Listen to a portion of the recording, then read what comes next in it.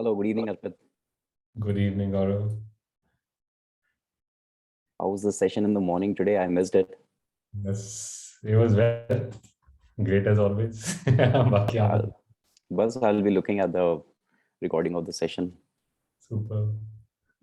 We are having these days, we're having sharing by all the people, all the students, and they come impromptu and share ki, aaj abhi tak where have we got to, what are the challenges we're facing, and how we can overcome that.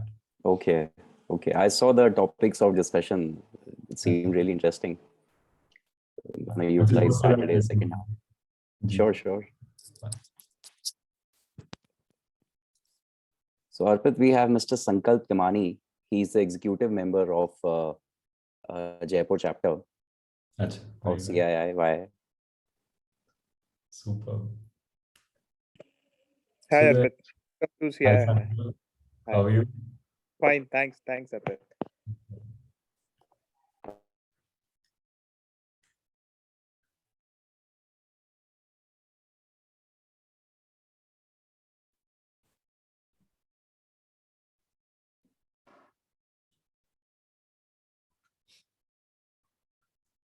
So how many colleges would be attending today? So we have a list of 7 colleges. We have students from Purnima University, Xavier's College, VGU, Vivekanand Global University, SKIT, Swami Keshwanand Institute of Technology, JECRC, Yes, and Taxila. very diverse. Yeah,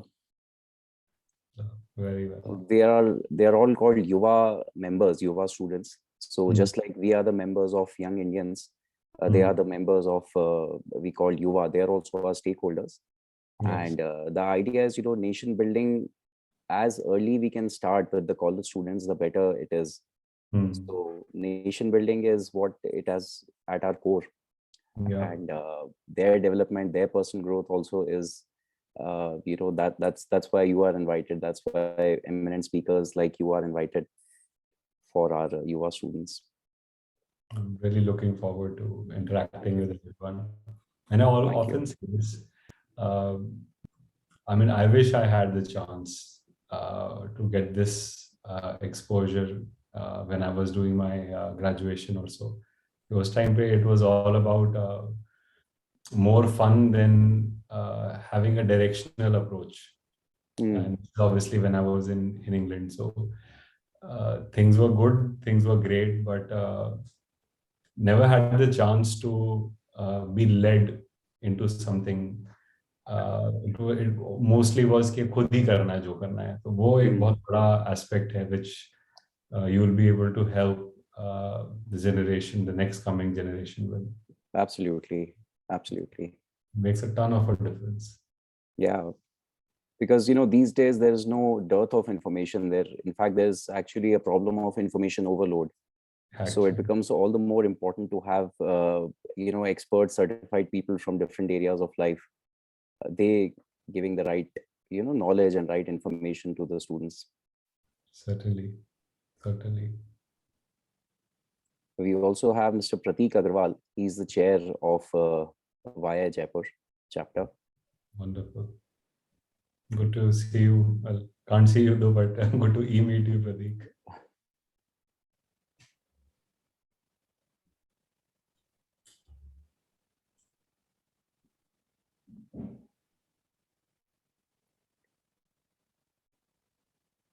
So how many members do you have in YI in your chapter? So we have around 200 plus members at the Jaipur chapter. For all the Yuva students combined, we have a total of 750 plus. So you interact with them through these webinars, or do you have any other sessions where you speak to them on a different scale as well? So webinar has been the primary mode of communication with them for the past 2 years. But otherwise, we do orientation session about the young Indians and the activities, the different areas, different projects which young Indians use to contribute towards the nation. And we have different sets, different areas where we expose the students by giving them field trips, industrial visits, and having speakers from very different and diverse backgrounds. So it's not just related to their career, but it's related to, all sorts of things. Very interesting. Very interesting.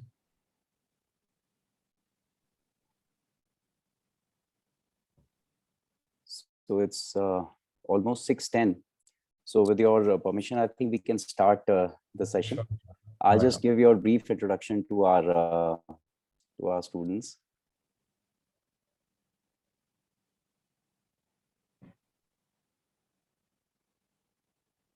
Just a second. Sure. So, friends, Arpit Arora is India's leading personal finance expert and a passive income coach. He's a TEDx speaker and a Philip Kotler awardee who's on a relentless pursuit to helping over 1 million Indian entrepreneurs and promoters transform their financial lives by using the power of passive income generating from their existing sources of wealth or their existing sources of income. His aim is to help the professionals and entrepreneurs eliminate their dependence on money, which is coming from a only single stream, and thereby diversifying it. And that's what the title of our topic is. The topic is where you can make consistent passive income from your existing sources of wealth and income. Thank you so much, Arpit, and over to you. My pleasure. Thank you very much.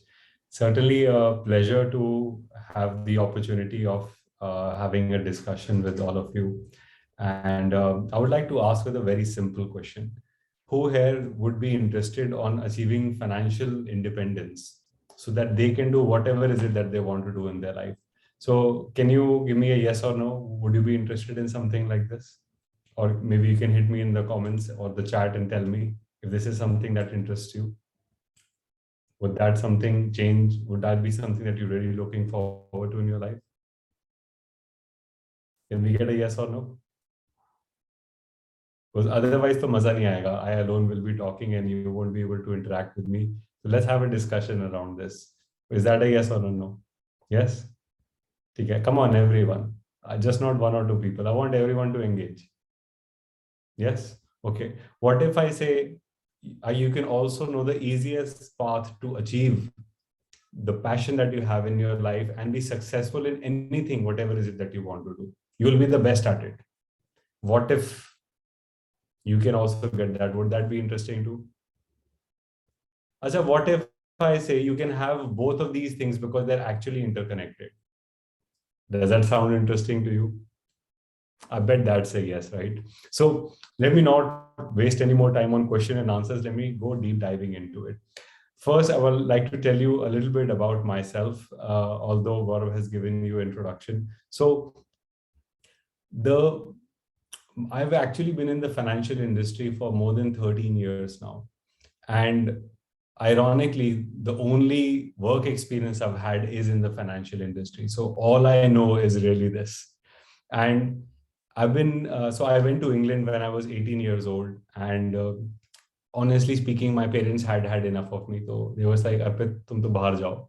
Kuch ban ke aoge tab वापस आना. So they sent me to England and I was doing my graduation there. And it was a 180-degree shift because someone like me who was spoon-fed all of my life now had to do everything himself. So in my first year, while I was in doing my graduation from Roehampton University, I was also working in Pizza Hut and I was working in Subway and I was cleaning tables, I was cutting vegetables, whatever I could do to not be dependent on my family, at least for the way that I live. I said, you take care of the tuition fees and the education, I'll take care of myself. So that was the start of you can say one start of my financial life.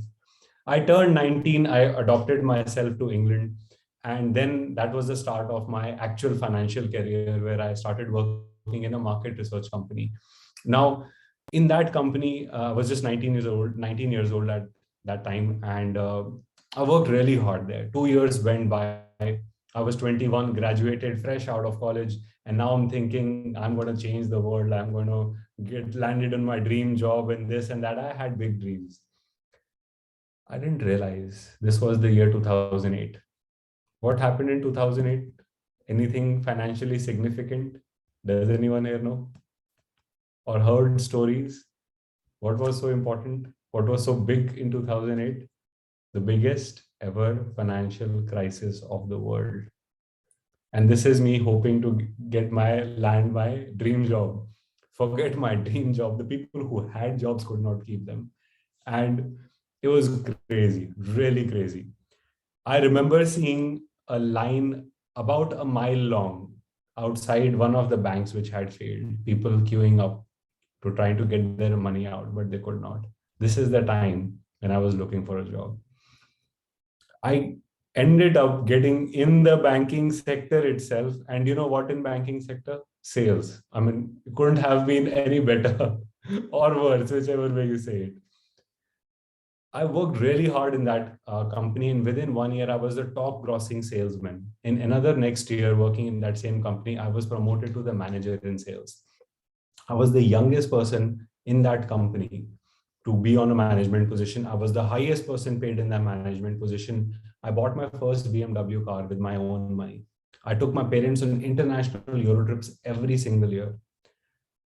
Life was nothing short of a Bollywood dream, as fancy as it may sound, because I was very young. I was making a lot of money. I was living abroad. And I mean, I think that was the dream back then. While everything was going great, I said, let me also complete my education. So I did my MBA from the London School of Commerce in finance and marketing. Now I had spent 7 years working in UK. I was living there, working there, studied there. Just 3 years away from my permanent citizenship, I made a decision that I'm going to leave my job, sell my car, leave the house I was living in, everything that I had built. I had to let everything go away. Because I made a conscious decision. I want to live with my family. I want to be in India. Now, I'm the only son of my parents. This much I surely owe to them. So I came back to India, leaving everything behind. And the first year when I came to India, I just cannot tell you. It was a completely big cultural shock. I could not relate to my own country. My own country where I was born and brought up, I could not relate to it. Because there was a absolute big difference. My adulthood I spent in England. I was born and raised in India. But when I came back, this country wasn't the same anymore, or what maybe I had changed. So I didn't know what I was going to do. So just I closed my eyes and I was really dejected at that time. And I asked myself, what do I do now that I'm back? Now that I've made the decision to be back here, what do I do? And just three things came to me. It had to be something with finance. It had to be something with research. It had to be something with marketing, because those were the only three things I had learned. So I said, I will not do what my family did. My family is into steel and steel manufacturing and trading. And I did not even think of going in the direction, a silver plate waiting for me in India to start afresh. I left that to start everything right from scratch. So I said, I'm going to work in Royal Bank of Scotland. So I worked in Royal Bank of Scotland for a year. In that 1 year, I saw a very big gap in the Indian financial industry. I saw everyone is making investments, but purely no decision making on the basis of research. They're making investments because someone else did, someone tells them who, and this person themselves doesn't know. They're making decisions on their bankers who themselves don't know. So on and so forth. I came to the realization that the very big gap is that people don't know the thought process. What do they have to do before they make investments? And that was research. So I started my first business in the field of research itself, which was registered with SEBI as a research analyst. The business name is Trendlines. I've successfully completed now going on 8+ years in this business. Today, running successfully on autopilot. I literally spend 3 or 4 hours every week in this business, and that's all. Now, we were making money for a lot of people because the business was all about investments. People invested with us, they made money, we made money. I realized that my calling was something even bigger than that. I just didn't want to help the people who had lots of money. I also wanted to help another set of people. And the set of people I'm talking about was the middle class of India. Or you can say the middle and the upper middle class of India. But these are people who have money but don't even know what to do about it. Though that is where I saw the biggest gap, which is when I started my second business, which is Ask the Wise Guy. Now, this business was all about understanding exactly how people manage their money, and I started coaching people.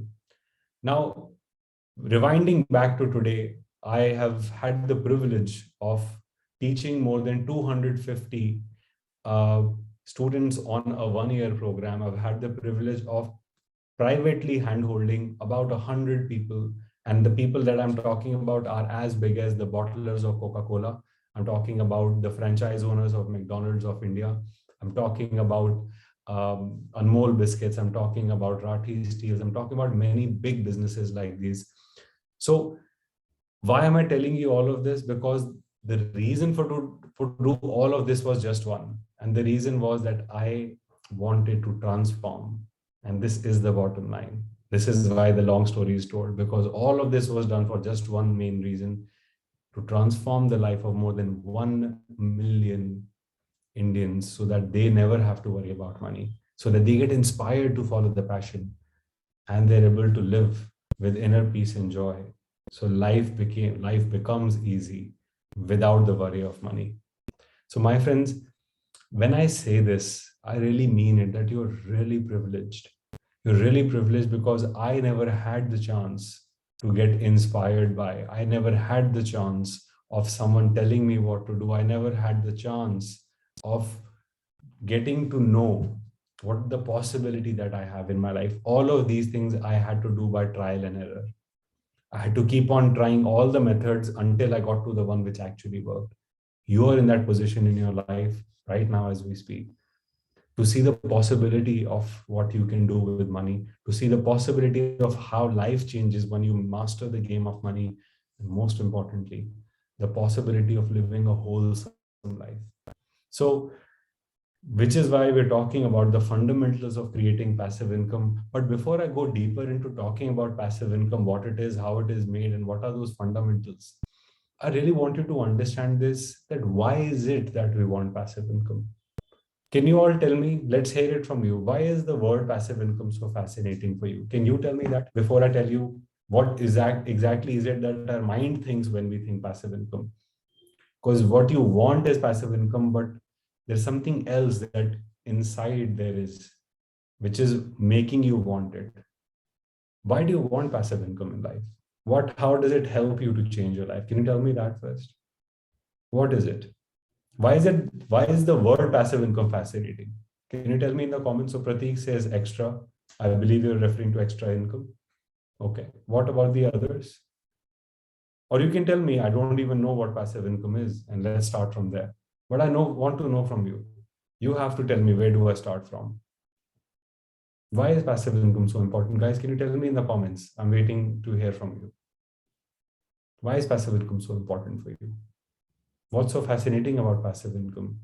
Is it a term you've never heard? Is it something that you hear too often? Is it something that you see on social media? What is it? So Ashish says to take care of your family in case we are not there. Fair enough. What about the others? I want everyone to participate. Like I said, it cannot be just me talking about it. I want everyone to participate and talk about this. So can you please tell me, what do you think? What about the others? And while you're commenting, I want to make sure you really understand what it is. Passive income is that income for which you are not working, isn't it? So there's a lot of misconception around passive income. We'll be decoding that and a lot of other things. Like Akshat said, so that sustainability is ensured. Or how Prateek is saying, without continuous effort, certain income is coming. So fair enough. These are the things that make you attracted towards passive income. Let's talk about what you're going to get and not going to get from this webinar today. See, what I'm not going to tell you is why, or in fact, before you even get to this topic, I want you to understand why is it that you want passive income? Why are you attracted towards it? Because the word passive income is almost synonymous to another word, and that is financial freedom. Would you agree with me? And when you're thinking passive income, your mind is saying, I will be financially free. This is why I want passive income. Would you agree with me? Yes or no? Yes, no? Guys?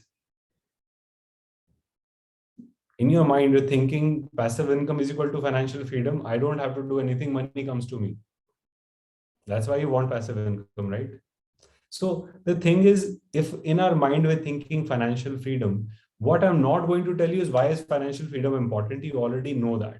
You can already get a sense of it even without any lecture on it. But what I will tell you is that what are the biggest myths that come in the way of actually achieving financial freedom. But I'm also not going to tell you how after this talk, your life is going to change tomorrow and tomorrow you will be financially free. No, that doesn't happen like that. But I will tell you the step-by-step method that you can follow to actually achieve financial freedom in life. And what I also will not be telling you stories of rags and riches, people who had no money and finally they became ultra wealthy and billionaires. Social media is full of that. What I will tell you is what the traps that come on this journey, because any journey that you want to take, which is long term, some of the other problems will come. What if you understand those problems today and you get started with the right set of mindset? Because if you're able to do all of these things, financial freedom is coming to you come what may. You can take care of that. So let's talk about what really is financial freedom and how does passive income create financial freedom and how can it be made consistent? Aren't these the things that your mind is thinking right now? I want financial freedom. To get financial freedom, I need passive income. How do I make consistent passive income? Is that something, would you like me to talk about this? Are we going on the right lines, friends? Yes? Can I get a yes again? See, I don't have a choice. I'm going to keep on bothering you till the time you keep on commenting, because I don't even have an idea if you're getting me or not getting me, or if you're understanding me or not understanding me. Only way I can do that is when you comment and let me know, yes, if we are aligned. So is that a yes? Okay. All right. So going back to what we were discussing, let's talk about first the myths of financial freedom. Then we're going to talk about what really is financial freedom. And you'll, by the end of this discussion, you will see that we maybe don't even understand what financial freedom is. It's just a word that we've heard, something we're attracted to, but without even knowing what it really is. Let's start with the myths first. The biggest myth of financial freedom is that I need to have a lot of, can you fill in the blanks for me? I need to have a lot of, come on guys, this is easy. I need to have a lot of what?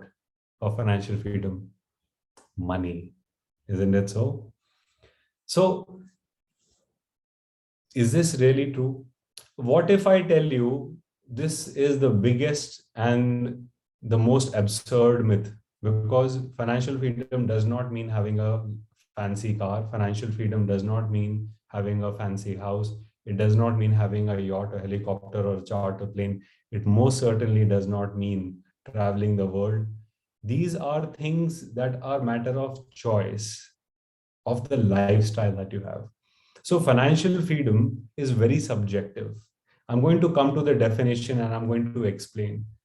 Someone can achieve financial freedom in just 1 lakh a month. For another person, it could be 50 lakh a month. It depends on certain things, and financial freedom is for all. How that is, I will explain.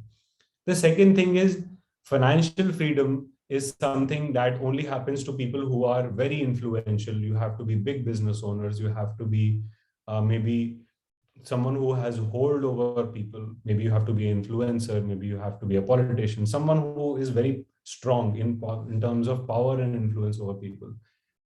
It's also not true. What if I tell you people who are an average person working for any company near their retirement can equally have financial freedom as a tycoon business owner? It is likely possible a tycoon business owner is not financially free, but just someone nearing the retirement can be financially free. Rather, what if I tell you the third biggest myth and a very subconscious one? For financial freedom, either you have to be very lucky or you need to be extremely intelligent. I get this one a lot. Let me give you an example. There was a guy by the name of Sushil Kumar or Sunil Kumar, one of the other. This guy won Kaun Banega Crorepati. He got, I think, 5 or 10 crore rupees in the money that he won. Only a few years later, he declared bankruptcy because he had not only lost the money he had won, he also lost the money he had. Can you believe that? Oh, now would you call that lucky? And what are the odds for someone to actually achieve, actually win Kaun Banega Crorepati, maybe 1 in a million, isn't it so?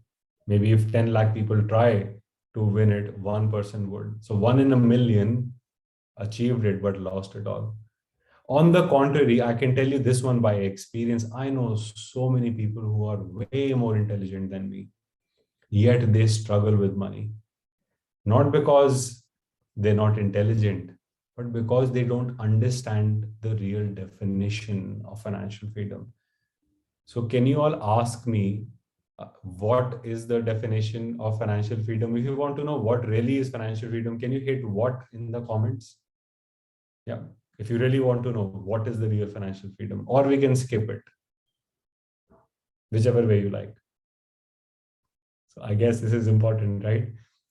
What really is financial freedom then? Financial freedom is a subjective science. You don't have to type, but say it with me. I know I cannot hear you, but say it with me. Financial freedom is a subjective science. Why is it a subjective science? It is subjective because financial freedom really depends on the lifestyle expense you have. So if I was to define financial freedom simply happens when you have enough cash flow, not enough wealth. When you have enough cash flow of money coming to you without you being involved in creating that cash flow. And this cash flow takes care of your lifestyle expenses. You are said to be financially free. I'm going to say it one more time so everyone's on the same page. Financial freedom happens when you have enough cash flow coming to you, not capital, enough cash flow, consistent.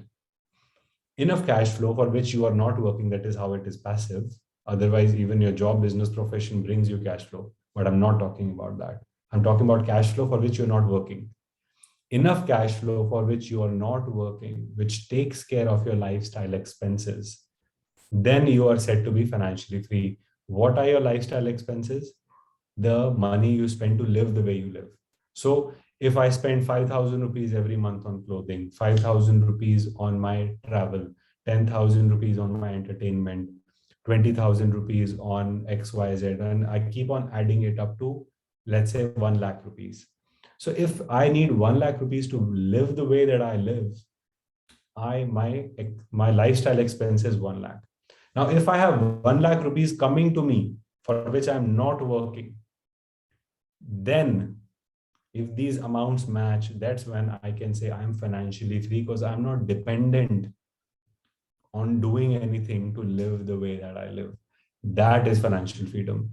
So do you think financial freedom, that amount for everyone, is it same or different? Would it be same or different for every individual? Does everyone need 1 lakh a month? Does everyone need 5 lakh a month? Does everyone need 50 lakh a month? Guys, come on, tell me. Is it same or different? Has to be different, right? Which means it's what? It's subjective. If it's different, means it's subjective to the individual. But it's subjective, fine, we agree. But why is it a science? Because I told you, like I said, it doesn't matter how intelligent you are. If you go to McDonald's, you're going to get the same burger, right? And this burger across India, across the world, is predominantly going to taste the same too.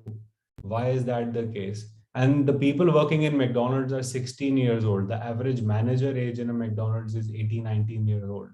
How is it that they are able to create the same level of consistency of the burger across the world?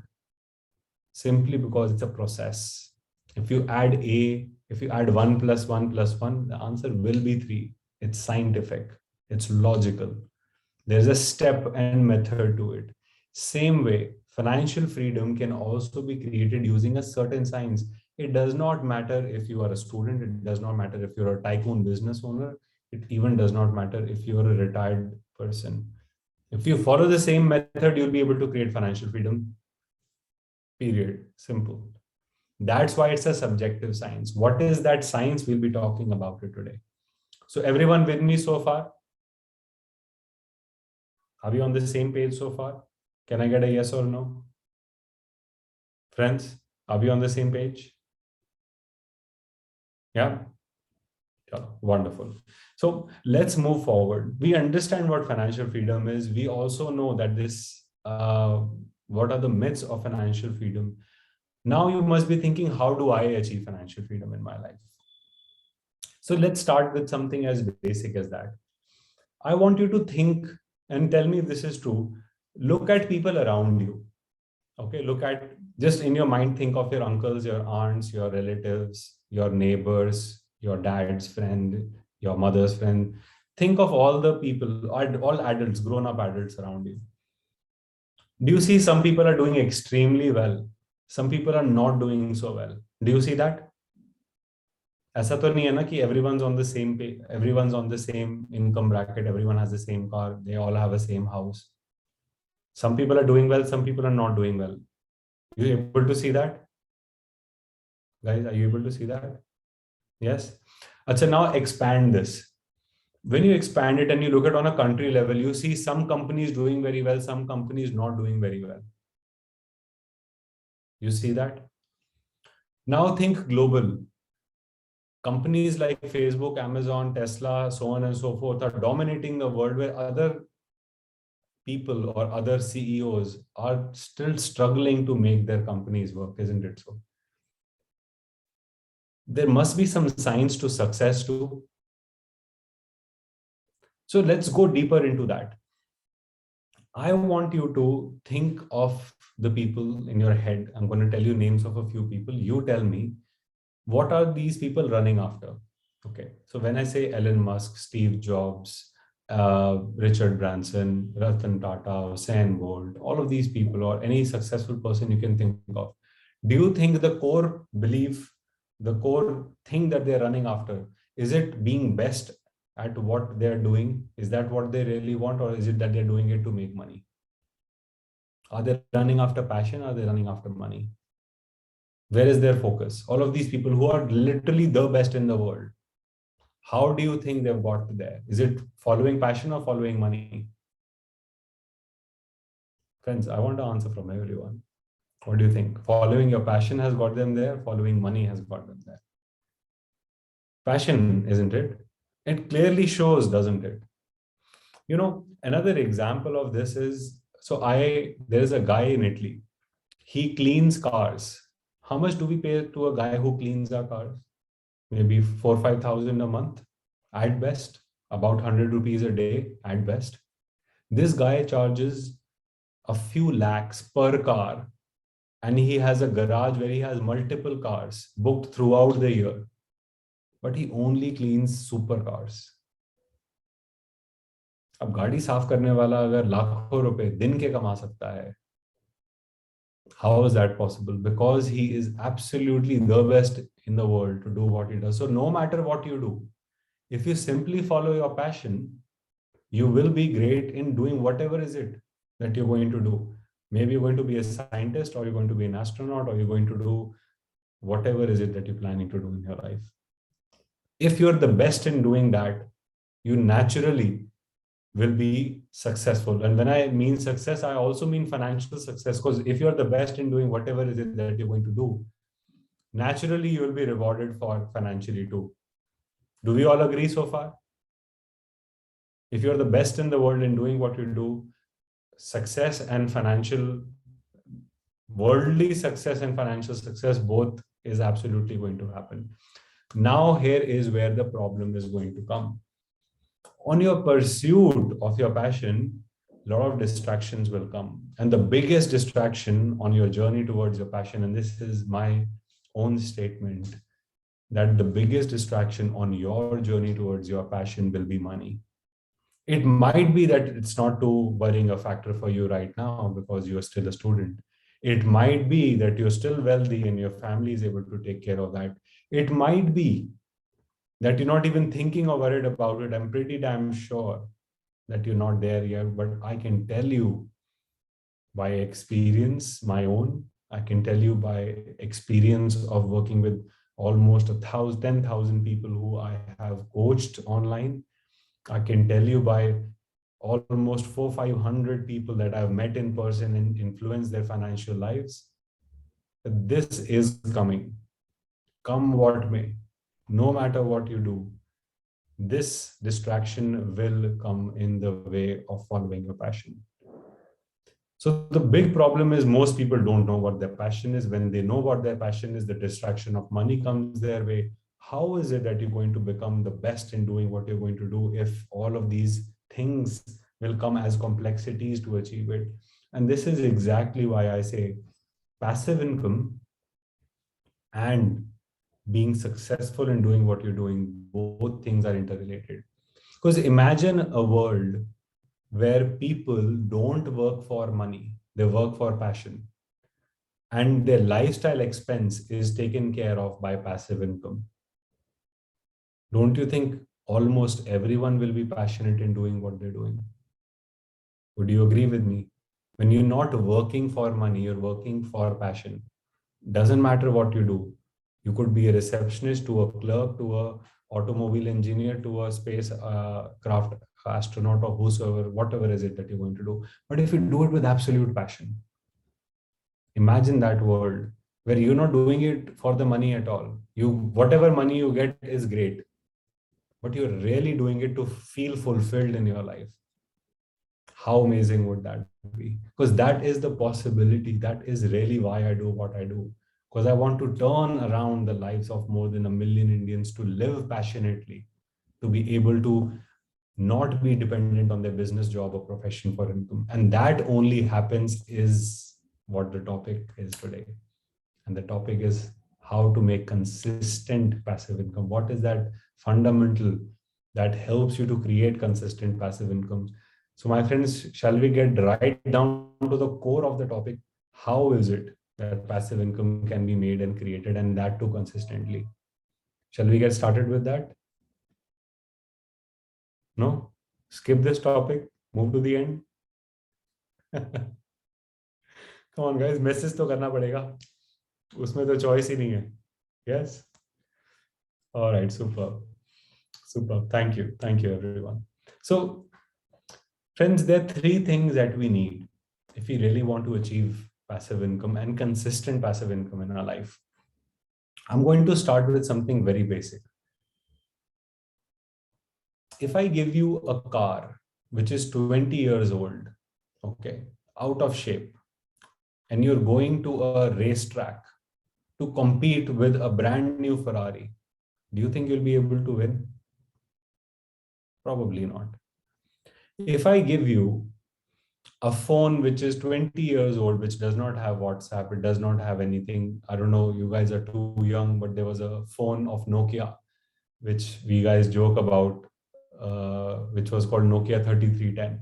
And this phone was so sturdy and it has a great battery life. But if you use that phone today, compared to any Android or Apple phone, that phone would look worthless, because at best you can do is send a text message, make a call, at best play a snake game on it. That's at best what you can do.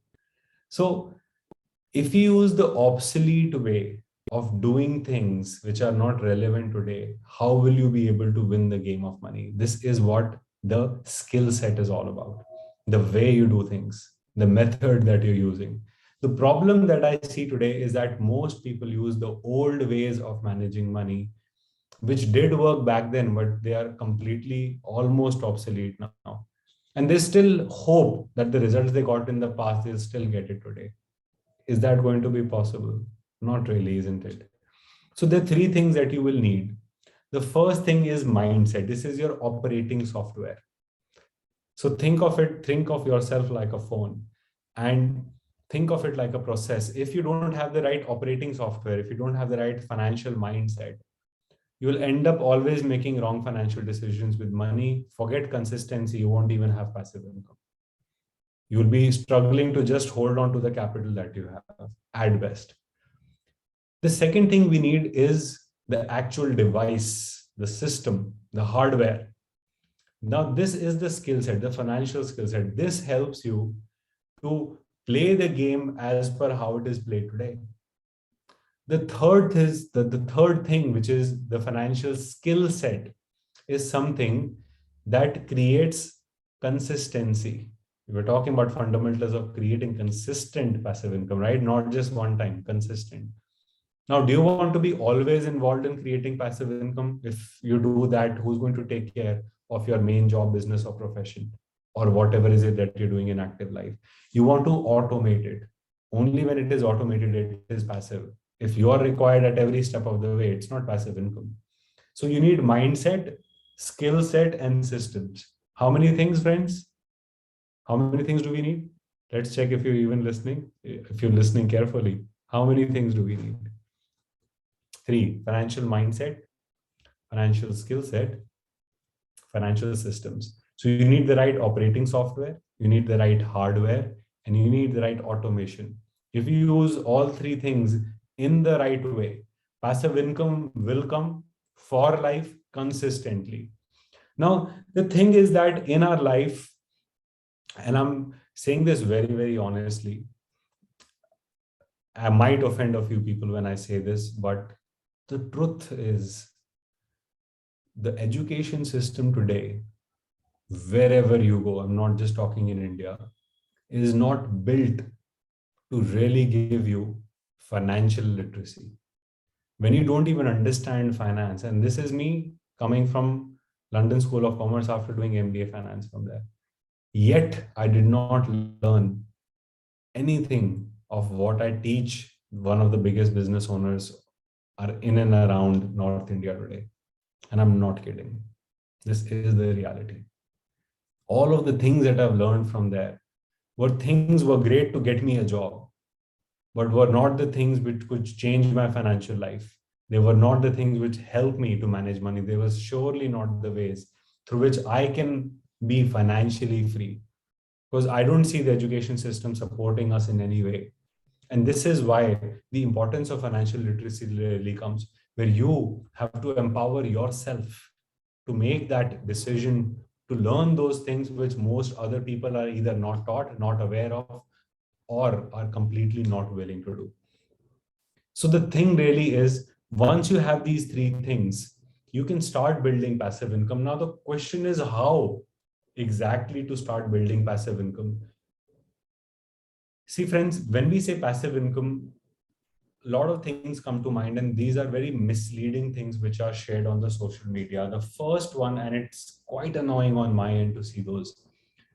People talk about making passive income by making YouTube videos, by doing affiliate marketing, multi-level marketing, and all the crazy ways in the world, which are not passive income.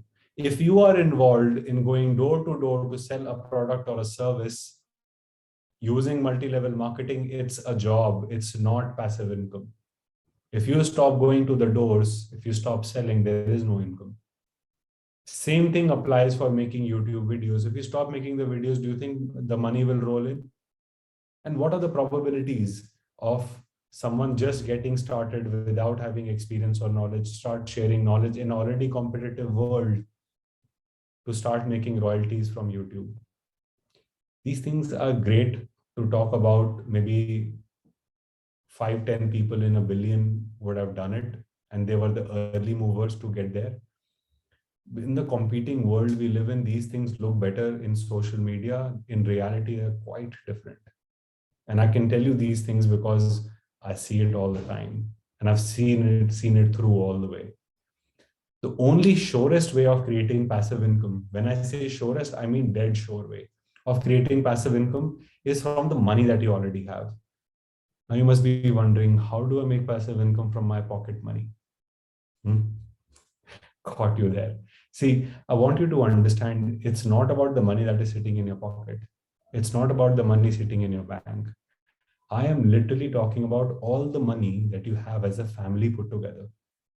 So can you all tell me what is the age of the people who are attending? So can you all type your age in the comments? And I'm going to tell you something quite interesting right now.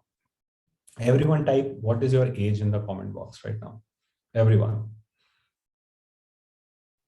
Okay, so we have people from 19 to 22, 18 to 22. Yes, super. Do you know what was I doing at when I was of your age? By this time, I had already started making the income, which helped me later buy my BMW. what I wasn't aware of is that instead of putting my money into liabilities like a BMW, I could have started making passive income right when I was 21.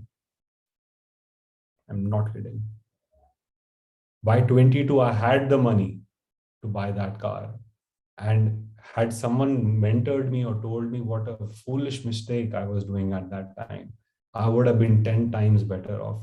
Because the compounding effect of starting young and early really, really, really pays big time. So, friends, the whole point I'm trying to make is, for the age bracket you're in right now, you will have a very limited, even I at that time had a very limited view of money, the money that I make, the money that I save, the money that I can spend, let alone investing. I right now want you to open your horizon, and I want you to put yourself in the position of the money manager of your house. You might not have the skill for it. I know that. You might not have the authority for it. I know that. But I just want you to mentally position yourself to become the money manager in your house.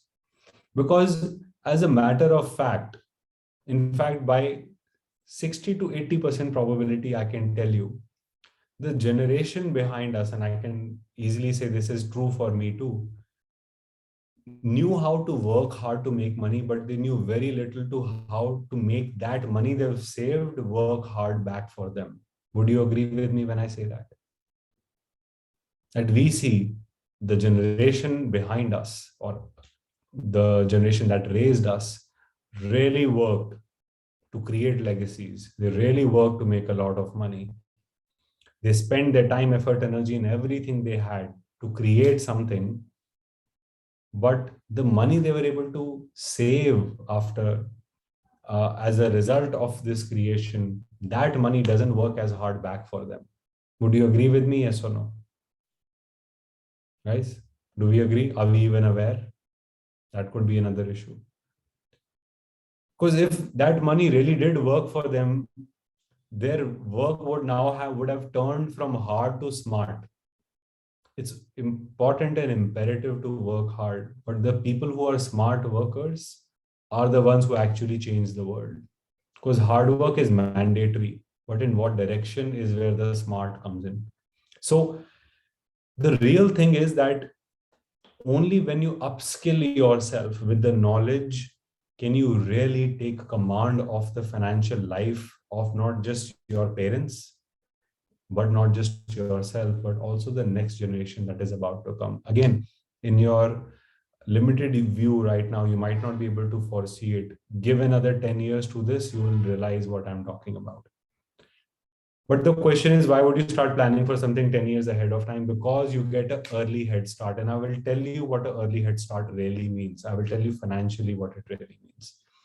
The point I'm trying to say here is that if you are able to take charge of all the money, okay, of the money that is sitting in all the bank accounts of the family, of the property as investments, of all the insurances you've bought, of the money sitting in gold, of the money invested in stocks and bonds, and the money borrowed and lent to anyone, and the money that is loaned to your business, and every single penny that is available as a part of the wealth of the family, if you make that and process it in such a way that starts creating monthly passive income for the family, so much so that it meets, if not exceeds, the lifestyle expense of the family. Can you imagine that life where your parents are not stressed about money? They're not having to work really hard for money, where you are able to follow your passion, doing whatever is it that you really want to do, to skill yourself to come to the point where you are the best person in the world in doing that particular thing. And at the same time, money is something that it's a matter of not even worth discussion, because this is something that naturally flows in. It's not something that stresses you. It's not something that you have to worry about. How amazing would that life be? Where not just the generation behind you, your own life, and the forthcoming generation is able to benefit from the decision you've made. And the decision that I'm talking about is all about upskilling yourself with financial literacy. Because as a matter of fact, what I can tell you is that without financial literacy, even the money that you have, you're going to lose. You're going to either lose it in taxes, you're going to lose it to the people who are smarter than you in fees and charges, or at best, other smarter investors who will take benefit of your poor financial decisions. And this again is a reality you're yet to experience, but I'm telling you, this is coming your way, and very, very soon. For the people already in your 20s, you're just matter of a few years away from this. So what are the skills that I'm talking about? So the time that we have together allows me to just speak about one such skill, which anyone, everyone in peanut worth of amounts can start immediately and start shaping their financial life with it. Would you like for me to unveil the most significant of the skills that I also use for myself to create and change the financial destiny the way I want it? I can literally envision how much money I'm going to make by when and how my life will be if I do this. Literally. Are we excited? Shall we talk about it? Can I get a yes from everyone? Yes? No? Not sure? Want me to skip this part? All right. So, friends, what I'm talking about is investing in the equity markets, in the share markets. Now, what is the first word most people will get when they hear what's the first word? Rather, let's hear it from you. Can you tell me what's the first word that comes in your mind when I say equity markets? What are you thinking in your head? You're thinking shares. Can we also attach a feeling to it? So when you say shares, is that a good feeling or a bad feeling? Is it a scary feeling or is it an excited feeling? And can I get everyone to answer this question? This will be probably the most interesting one. So mutual funds and calm, okay. What about the others? I want to hear from everyone. Come on, guys, let's do this. What about the others? What is it that even if you can type confused, you can type I don't know, you can type whatever is it that you feel like. Scary with bears and excited with bulls. Interesting. Okay. Risk. Very good. Very good. What about the others? Come on, guys. Come on. I want everyone to comment. Don't be shy. And don't think people are sitting here judging you. This is your time to express yourself. So go ahead and do that. Express what you feel in your mind. So you are able to first know what you feel and then start working on changing how you feel. Excited and risk bearer. Okay. See, when we talk about stock markets, there's so many confusing concepts: IPO, pre-IPO investing, unlisted investing, stocks, mutual funds, portfolio management service, alternative investment funds, unlisted companies, ELSS. I mean, I probably would have covered them all. How do you make it a science through which you can consistently be able to grow your wealth? Or how can you know for sure that you'll be able to make a certain amount of growth in wealth from this? Where you've seen companies like Yes Bank, which were one of the biggest banks of India, moving into just 5% of its share value from 400 it's back to 10, 15 rupees. How is it that we can make stock markets a consistent way of growing our wealth and money? So today I want to talk about the not so big a secret, but it could be for a lot of you, which is a method that has been out there for so long, yet so little number of people know about it. And now it's come of age where people have finally started coming to realize what it is, what its potential is, and how this can be the surest way of growing your wealth. And the most interesting part, you can start tomorrow onwards. Well, not on Sunday, but you can start Monday onwards to get on this journey, to be able to create and amass massive wealth in your life. Do you want me to tell you that simple really simplistic way. That even when you were in your 10th class, you still would have been able to do it. But now that howsoever old you are, you can still get started with it right here and right now. Shall we get started with that? So my friends, the concept that I'm talking about is called index investing. How many of you have heard about index investing before? How many of you are hearing it the first time? Or maybe you don't know enough of it. So one, you've heard about it, you know it in and out, give me a 1. If you don't know about it or don't know enough about it, or this is the first time you're even hearing the word, give me a 2. So can you give me 1 and 2s? 1 and 2s?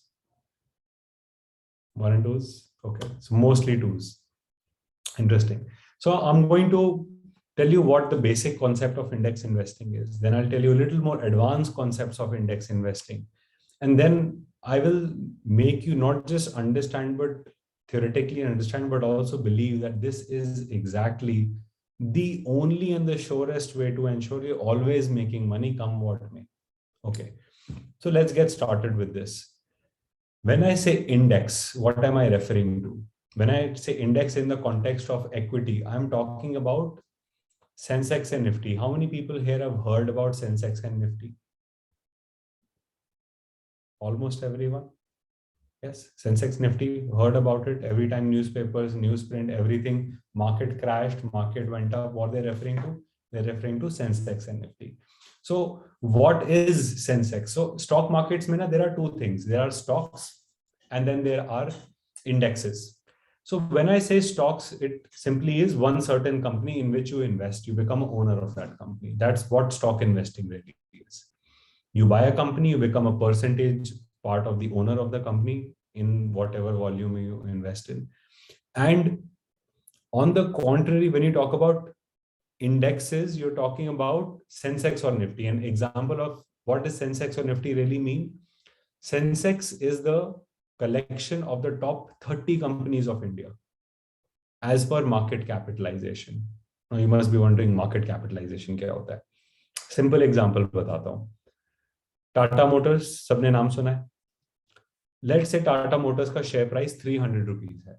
ठीक है. अगर 300 rupees share price है और ऐसे कितने shares trade हो रहे हैं स्टॉक एक्सचेंज पे, उस कंपनी ने कितने शेयर्स रिलीज करे स्टॉक एक्सचेंज पे for people to buy and sell, let's say 10 shares release करे, तो 300 times 10 becomes 3000. 3000 is the market capitalization, or you can say the value of the company. Okay, so the more the value of the company, the more likely the company will be in a part of top 30, and the top 30 most valuable companies of India which are listed is a part of Sensex. Clear so far, guys? Is this much clear? Easy to understand so far? Shall I move further? Are you with me? Yes. Wonderful.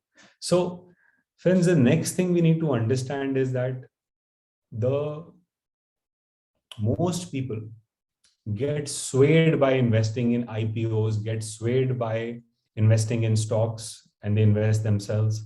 They get swayed or missold by people in the financial industry because people make commissions on selling you financial products. This way, most of us are misinformed of actually the easiest way of making money, which is index investing. When I say index investing, I'm going to take you back to Sensex, which is the top 30 companies of India. The great thing about Sensex is that it started in 1979. It's been 43 years today. Pretty much older than all of us, anyone individually in this group, isn't it so? So Sensex started at 100 points and today it has crossed 60,000 points. How did this rise happen? In one or few years? No, consistent rise. But was the rise linear? No, it was upward zigzag. Everyone say this with me. The rise of Sensex was a upward zigzag, which means the market will fall and the market will rise, and it will fall, it will rise. But if you expand the chart and you look on a broader horizon, you will see it's an upward zigzag. This is how something which was launched at 100 rupees became 60,000. But what ensures that this will continue the same way? Because you are buying the top 30 best companies of India who have the highest valuation. Think in your mind like this. If the number of shares of a certain company is limited, the only factor which can make it more valuable is the price. And when does the price rise happen for a stock? When it's doing well. So only those companies which are doing well, which effectively are the leaders of every sector of India, are part of top 30 companies. So how many people here use Airtel connection? Anyone here use Airtel connection? Anyone? Anyone here use Reliance Jio? Guys, comment करके बताओ ना. I can't see you, hear you. Airtel, Jio use करते हो? What are you giving to these companies? Revenue, right? More revenue for the company, more profits. More profits means more the price rise. Now, you being a user of the top, and Airtel and Jio both, or Reliance Industries both, is a part of the top 30 companies of India. Same way if you have a MRF tire, same way if you bank with HDFC, same way, and I can go on, if you eat medicines of Sun Pharma, so on and so forth. You are pretty much the user of all the top 30, top 50, or pretty much most of the top 30 or top 50 companies, directly or indirectly. So you are the one who is funding all of these companies, or you as a mass population are funding those companies. So when you are the user of those companies, when you are responsible for their growth, why not invest into them as well? Because these companies as together as a consolidation are, as on today, they have moved from 100 to 60,000. And that is a kind of return which we haven't got. Why not? Because we haven't invested into them. Now the question is, okay, what if other companies like HMT, JP Associates, Yes Bank, Idea Vodafone, and many others like this, which were a part of top 50 companies or top 30 companies of India, what if I invest to them and they have also failed? Now what? See, that's the most amazing thing about index. Index has a mechanism that every quarter it keeps on filtering out those companies which are not doing well. So it's a ranking system. Only to the top 30 or top 50 rank holders will be there. And the rank is decided on the basis of price. So if the company is doing well, price rises, their rank goes up. Company is not doing well, revenue goes down, price goes down, it comes out of top 30, top 50. So if you were individually investing in these companies, even if you keep on buying the shares of these companies, 150 or 30 companies is too hard to manage. Two, you will need a lot of capital to buy all of these companies. You'll probably need lakhs of rupees to be able to buy all of these companies together. And three, most important, who will do the rebalancing if the company falls too much? This is exactly what the concept of index investing is, where you can start even as little as 1,000 rupees. 1,000 rupees. Keep on investing month on month so that you're able to average the ups and downs of the market. So here is where the strategy comes into picture, because there is no certainty if what company will do how much if you invest in it, but with a predictable certainty, you can tell how much returns you will make from the index. This will be on the basis of the past returns of the index. Do you know what is the past return of index since inception? Make a guess. And the average return year on year since inception of Sensex, how much would it be right now? What region? Can you tell me? 5, 6, 7, 8, 10, 20, 30, 40. What percentage returns is the Sensex delivering every year averaged ever since it started? Can you hit me in the comments and let me know? What number would it be?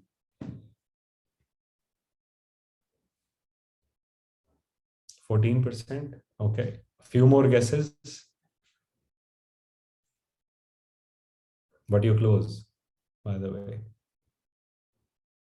60%. I wish. So we're talking about every year it is delivering this much percentage return, 15%. Okay. So somewhere in this region, my friends are absolutely correct. It's somewhere in the region of 16 plus right now, as on today, somewhere in that region.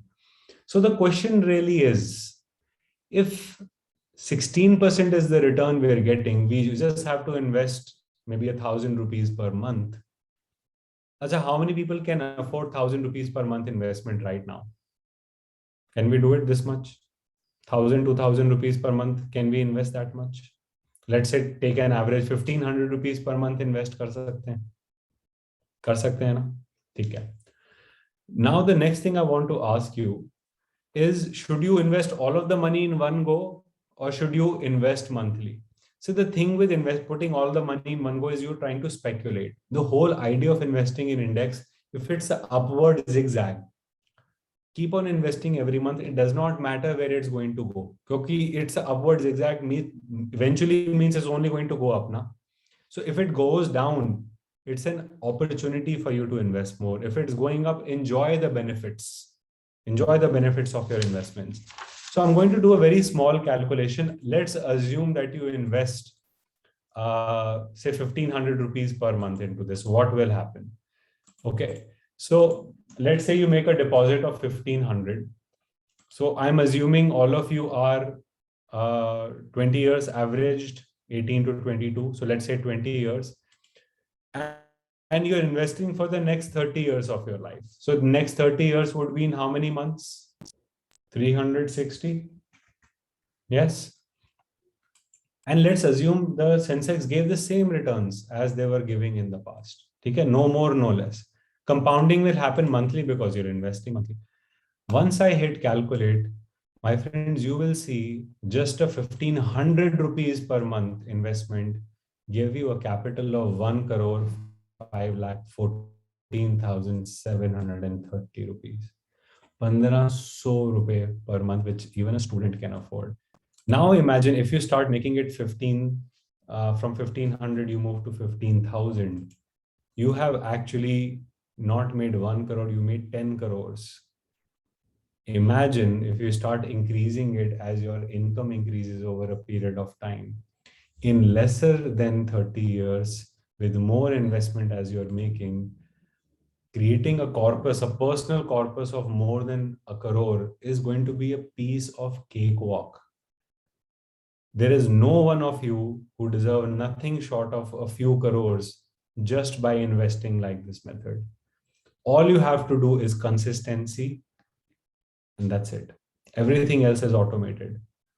So this is just one skill, and there are various other skills through which there are ways through which you can walk off tax-free every single year, and that too legally. There are ways through which you can compound your money even faster than 15%. There are ways through which you can create monthly passive income. The whole idea is all about getting the hold on winning the game of money, because money is like clay. You can design it the way you like if you are an artist. An artist does not become an artist overnight. They become artists with consistency and practice and learning the art. And this is exactly what I've been able to do. I've been able to create a certain system and structure and perfect it in such a way that I've made this art a science now, where anyone comes into a certain process and goes through the process and they all get similar results. In fact, ironically, the same results that I get, because the method of thinking, the method of skill we're using, and the method of taking action and repeating the action is exactly the same. The mindset, the skill set, and systems are the same. So as you learn more and more and more about finance and money, you will realize the game of making crores, the game of making consistent passive income, the game of not having to pay taxes, which other people would, but you would avoid it doing it legally, are all easy games to play. In fact, I would now want to focus on the traps of getting to the financial freedom. See, the one thing is, the biggest trap is money in itself. There will be times in your life when you will be attracted to doing things which are very popular.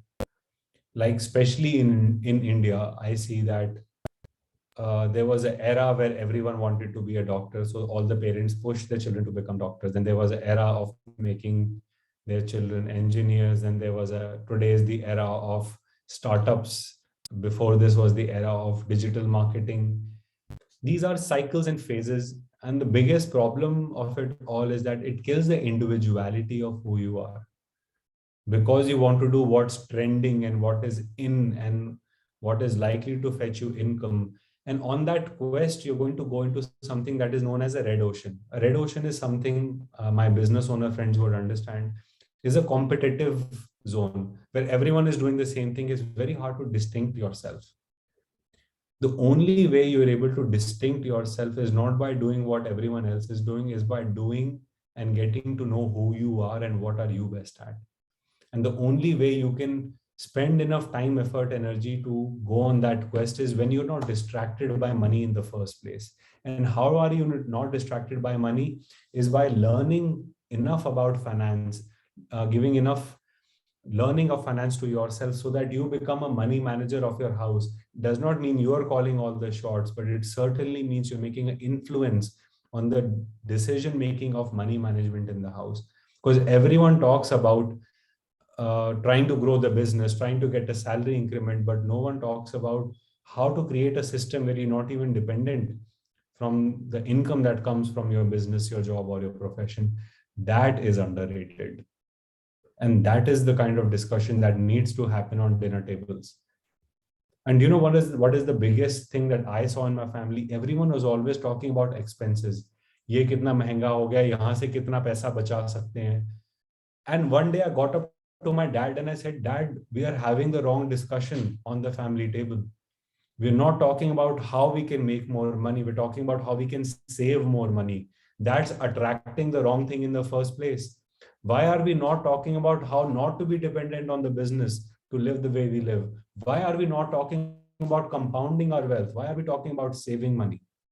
So these are all things that come from the mindset. I want you to first work on upgrading the software that happens here. So my friends, the first thing is not being distracted by money, and that happens by creation of passive income, and that happens by financial literacy. The second thing is not going for what is popular, but by going with what is you, spending enough time to get to know you, spending enough time to know what your passion is. That will help you to eventually go on the right path. 5 years, 10 years later, after spending half your life into certain profession, you realize you're not really good at it, is not going to do you any good. This is the time. You're right now at the right place. And this is the moment to make and spend enough time on finding out what you are made of. What are you made for? Those are the questions you got to spend enough time on. And another important aspect is most important is people don't understand the game of money. The game of money is always me versus you. What do I mean by that? Let's assume there is a limited amount of money into circulation in the entire world. Let's say $100 million, $100 million billion are printed in total currency in the world. Okay. This money keeps on circulating amongst people as people buy from each other. How do you think the 1% of the world owns 70% of all the income ever made? Or the wealth of 1% of the world is equal to 70% of the total wealth? Because they have a different type of mindset, which they use with a type of skill set, which they're able to repeat every single time, which helps them to take more money from the middle and the poor, and eventually they become more and more and more wealthy. If you type this on Google, you will see, even as of 2021, the 1% of India creates 33% of income that whole of India makes, just 1%. Can you believe that? In other words, एक इंसान पूरी country का third of income create कर रहा है, just 1% in itself. Then the next 66 something is made by the top 10% of India. And whatever you can call it chilled is left is made by the rest of the people. So I want you to really understand the game of money is played here. And this all comes from knowing enough about finance and money. This is the time to take your first step towards it. So I would like to open the room for question and answers before I like to conclude with my final points of what should be done in case you want to create consistent passive income for the rest of your life, to achieve financial freedom, to live the life on your own terms, to be in financial abundance and independence, and most importantly, be most successful in doing what you're doing. One method of upgrading mindset is having a financial mentor. This could even be as little as just watching videos on YouTube of people who you feel can give you certain change in the way you think about money. So reading books, I personally have read more than 50 books in the past few years, and I'm not a reader at all. In fact, the first book I ever seriously read was after my college. Usse pehle to I wasn't even reading the books. I don't know how I passed my exams. Don't even ask. But the reality of the matter is my journey started after all of my formal education. The real education started after my MBA finance. So you have to be a lifelong learner, and those people are always able to push the boundaries of their mind, and that happens with education. Education can happen from books, can happen from YouTube videos, can happen if you have a mentor, so on and so forth. Being a part of a mastermind like what YI is doing for you, even this is pushing and helping you change your mindset, and this is a wonderful initiative that they've taken. So amplifying these things, this is the best time in your life. And the longer you wait, you'll realize that you wasted your life, because I really felt like that. And everyone else I teach, and people as old as 79-year-old are my students, say the same thing to me. So I'm not saying this theoretically, I'm telling you by experience. The second thing is, how do you upskill? Upskilling can be done by courses.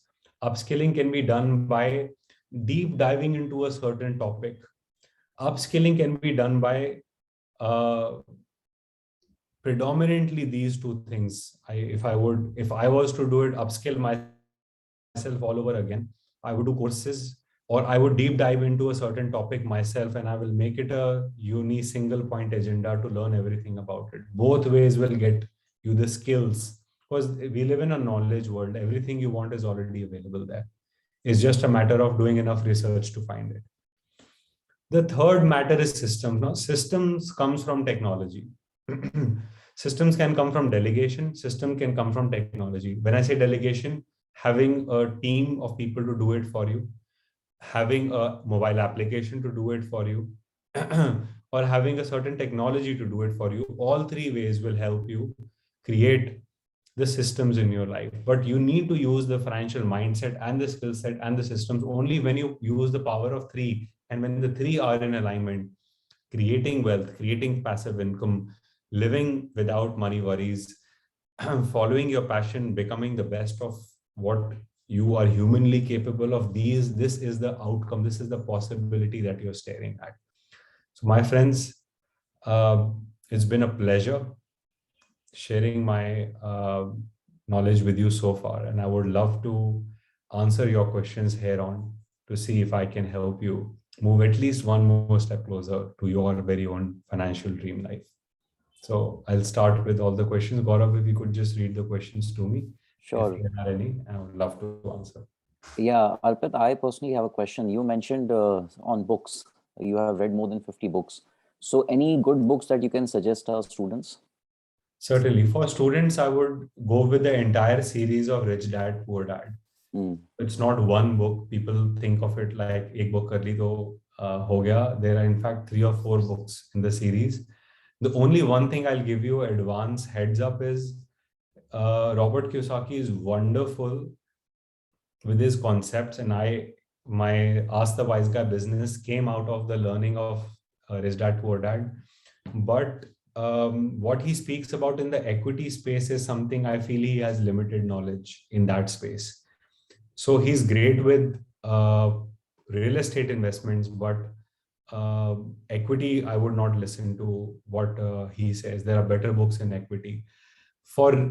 On equity and stock markets, reading Unshakable by Tony Robbins or Money Master the Game, these are both books by the same author, Tony Robbins.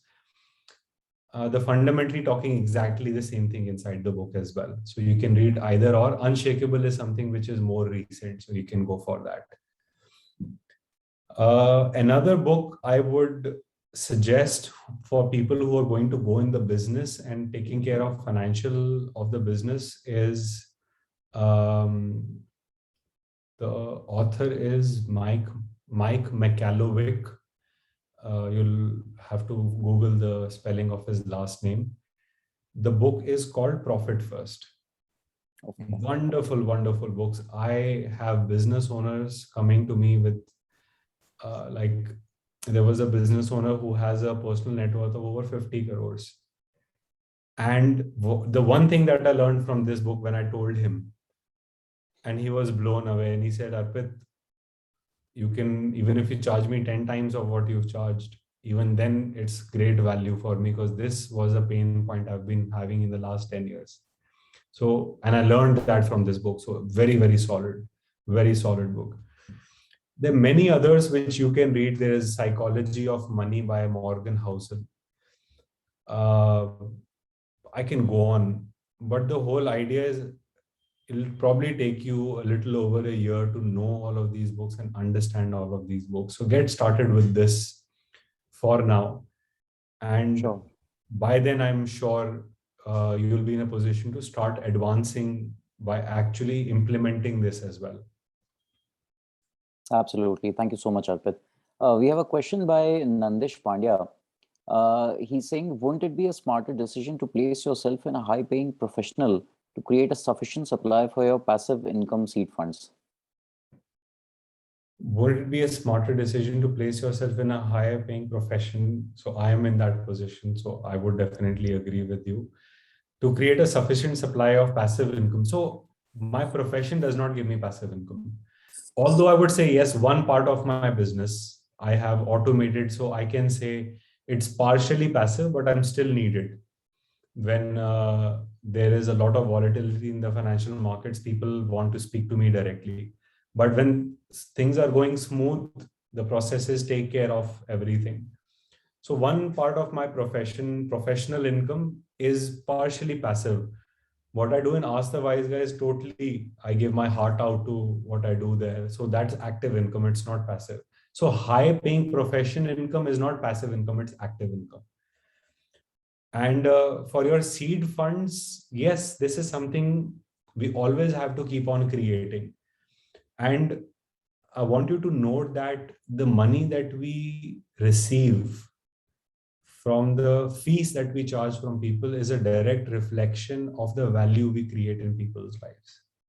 So the focus should be on how you can transform the lives of the people who you are giving this service to, so that you are ethically able to charge them more, with them happily willing to work with you for life. And that's a philosophy that I use. And then this capital then further can be used to create passive income for you. But this is a limited identity.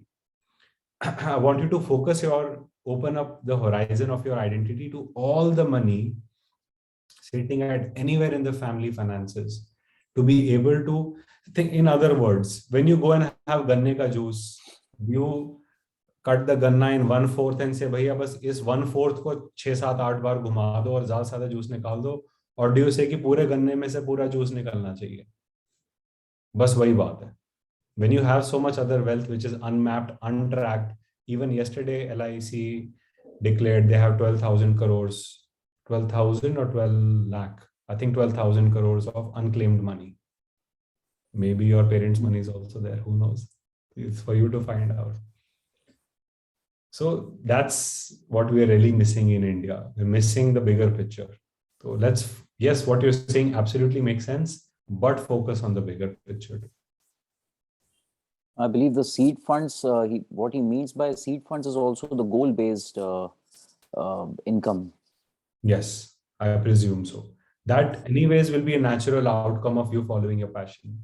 My Absolutely. business are doing well because I'm following my passion. If I was maybe in the steel industry, I would not be competitive. I might be just struggling as most other people are. So that will be a natural outcome, I feel. Absolutely. And Arpit, you mentioned about investing in equity as a primary source of making passive income. There are Mhm. other asset classes like gold, real estate. So, but historically, you would say that over a long period of time, by long, I mean like 7 years plus, 5 to 7 years plus, equity you suggest would give the maximum returns as compared to gold or real estate. I surely would agree that over a 7, 8 year or 10-year period, if you compare the returns of equity investments versus any other asset class, it will, I think 9 or 8 or 9 times out of 10 times, it will outshine, even in the booming periods of other assets. Having said that, it's not the only or primary source, I would say. This is one major method. When it comes to managing the entire wealth, I am absolutely impartial of where I'm going to invest because I am someone who chases valuations rather than chasing returns. If you buy something which is fundamentally cheap today, it naturally will make you a return out of it. So when it comes to wealth management, I simply park my money in, be it real estate, be it gold, be it debt, be it equity, be it stocks, be it indexes, wherever I see great value. And return is a simple outcome of that decision. However, at this stage where young children are, having to experience money in their own account is something that everyone should have. And as a matter of result of this, I certainly feel that one needs to start investing into equities themselves. When it comes to taking more serious decisions with money, that's exactly where we are talking about uh, investing into multi assets. So that would be the approach in that case. Okay. Just allow me to switch on the lights. Give me a moment.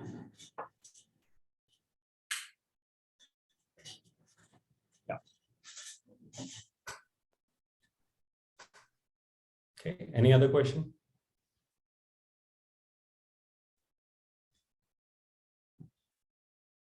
Arpit, if we have time, could you also cover a little bit on cryptocurrencies?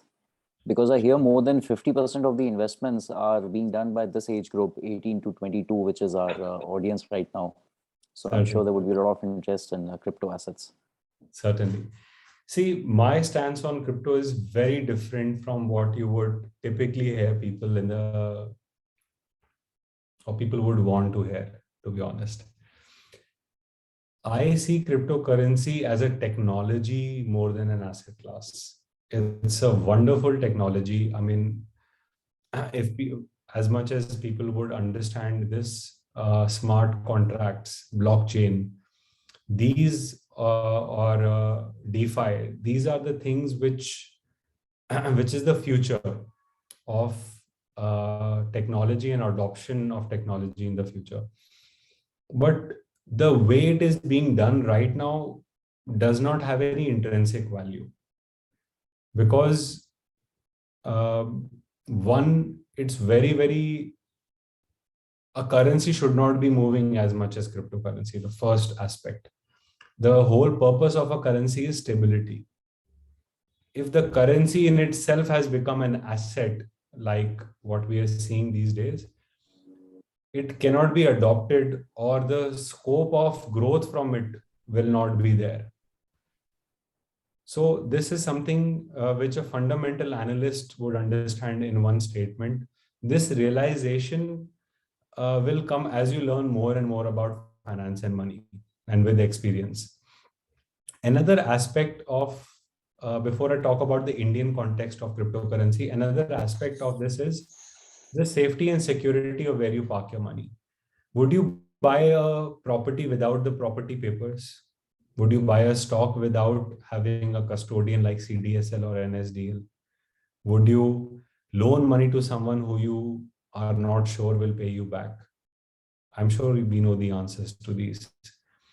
But then again, why would we invest into crypto knowing the fundamental place where we're investing might or might not have enough security measures to even secure the cryptocurrency? So those are certain aspects which people don't look at.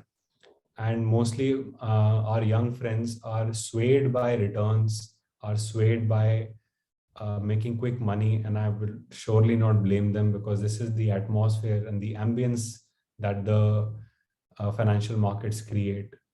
And even older people fall for this, not just young people. So surely it's a game of not blame, it's just a gap of financial literacy, which I wish to bridge through the knowledge we try to impart.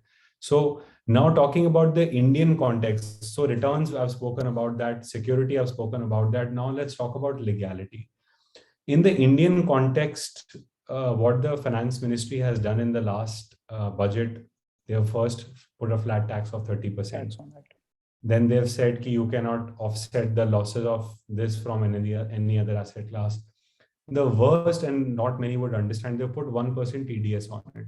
So if you have 1 lakh rupees in capital, every time you trade, you will have to give 1 rupee to the government as advance tax. You keep on trading, and there was an algorithm which tested by the 300th trade, 96% of your capital is in advance tax and only 4% of your capital is left to actually trade. So you buy and hold, you're not sure if you even would have the secured value, or the cryptocurrency in itself will not get stolen from your wallet, which very recently we covered it in one of our masterclass, that a $2.6 billion worth of crypto theft has happened, which is biggest Ponzi scheme in the world right now. So if you're not sure of what you hold, if it's going to stay there, you cannot buy and hold. When you trade, you're going to lose all of your investment in advance tax. How is the game of cryptocurrency investment or trading even viable anymore? So I surely feel that technology is going to take us long way ahead.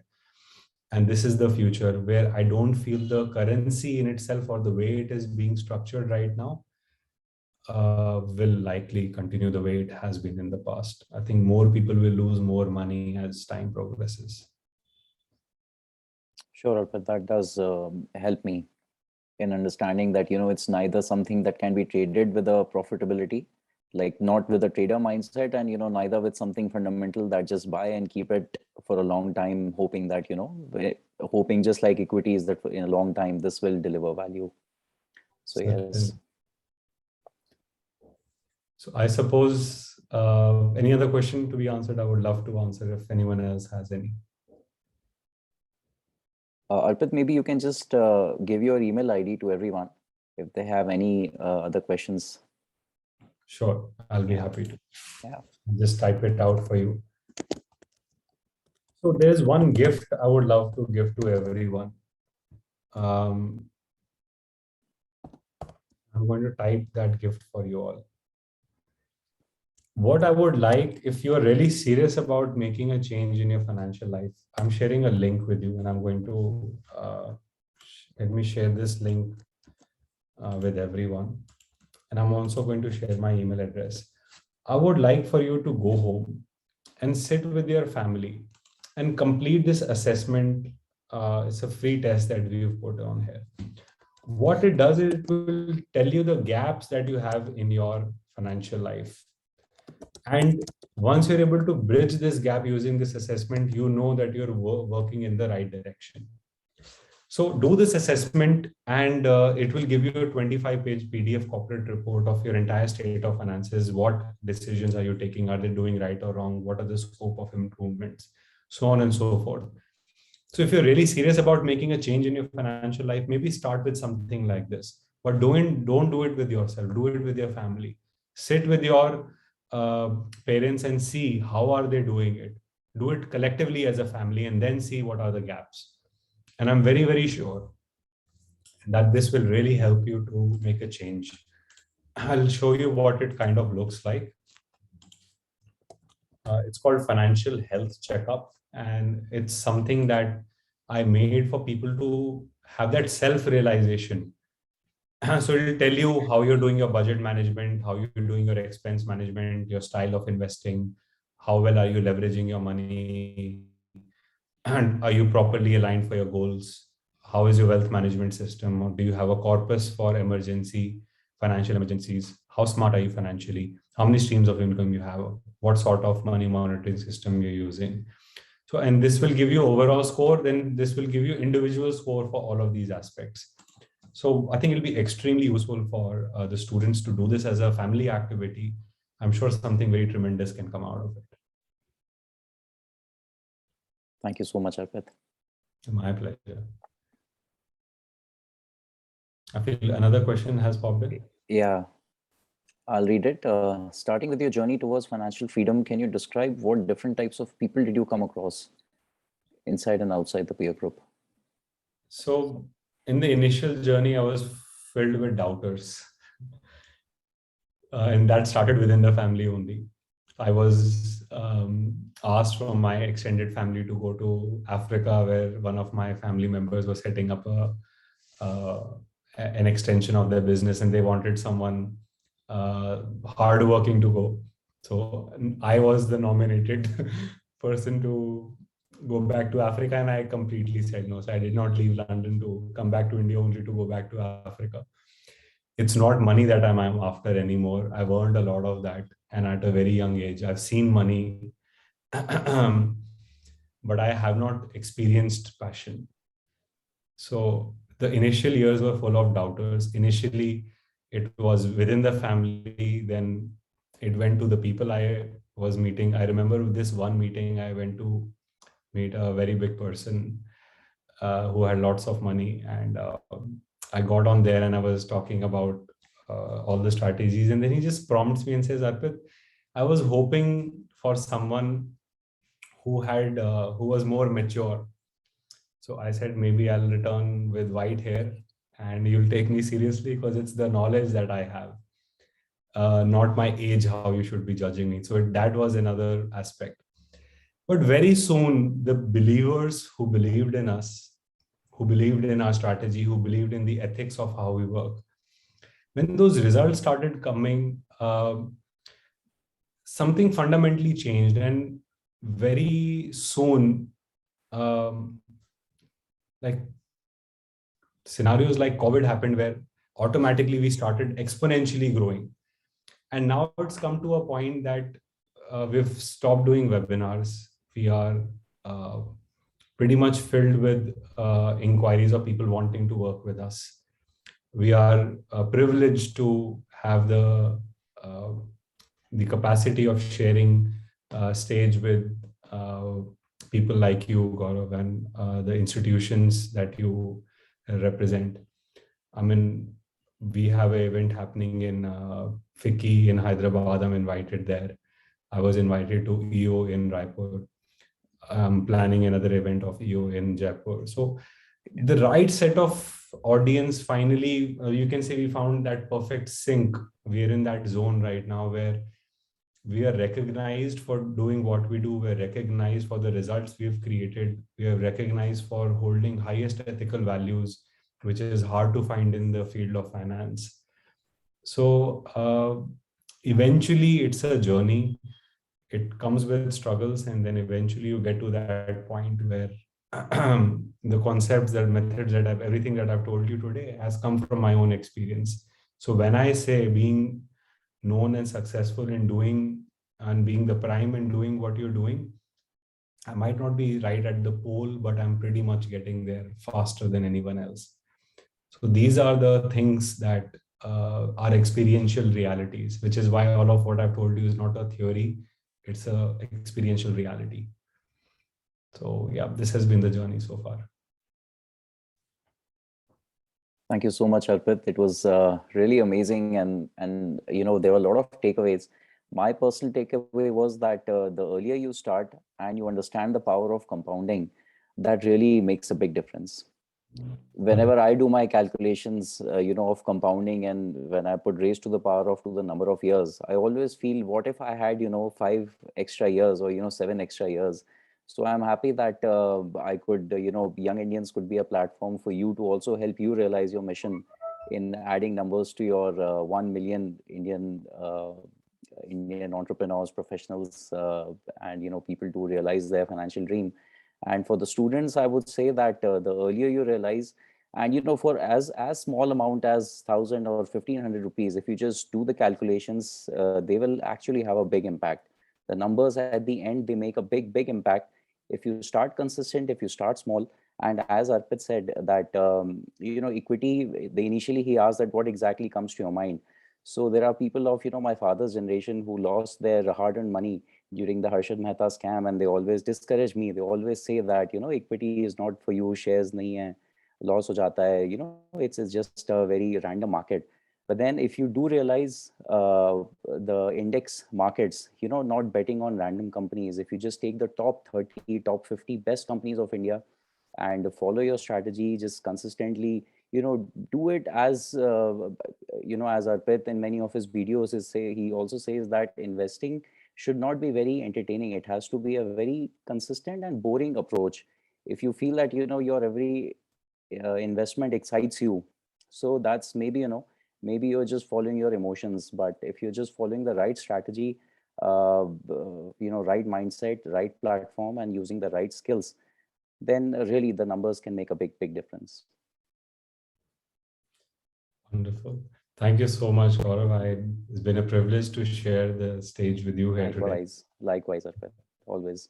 And I'm sure the people who tuned in today would be going back with at least a few key things that can help them at least take the first steps towards their financial freedom journey.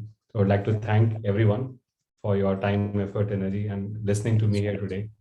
I hope this will make a big dent in the steps that you want to take going forward. Thank you so much. Thank you, everyone. Thank you. Bye-bye.